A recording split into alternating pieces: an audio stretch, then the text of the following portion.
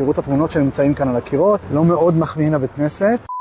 עכשיו הגעתי כאן לבית כנסת היחיד שנשאר כאן בבגדד. היו כאן לפני כמה עשרות שנים, שגרו כאן היהודים, היו כאן מעל 70 בתי כנסת, ונשאר כאן רק אחד, זה הבית כנסת. תראו את התמונות שנמצאים כאן על הקירות, לא מאוד מחמיאים לבית כנסת, אבל זה הבניין, כאן בשווקים, כאן גרו היהודים, עד שהם עזבו את האזור לגמרי. זה רחוב שנקרא אל מונטנאבי, אחד הרחובות הכי מוכרים כאן בבגדד, רחוב של ספרים, כבר מתחילים לסגור את החנויות פה בגלל הרמדאן, והם הולכים לאכול. כל הרחוב הזה קשור בעצם לספרים. המון ספריות, המון חנויות ספרים. אני מאמין שדגל ישראל לא נמצא פה.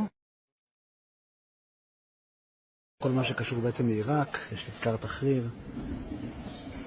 עכשיו אני מגיע כאן לבית ספר היהודי הגדול שהיה כאן, יש עדיין שרידים ממנו. תראו רק את הכניסה, איך היא נראית, זה הכניסה. רק שתבינו את הגודל, כל השטח הזה, כל הדבר הזה היה הבית ספר היהודי. כאן הייתה הרחבה הגדולה, פה ילדים וילדות שיחקו, כרגע לא נשאר פה שום דבר.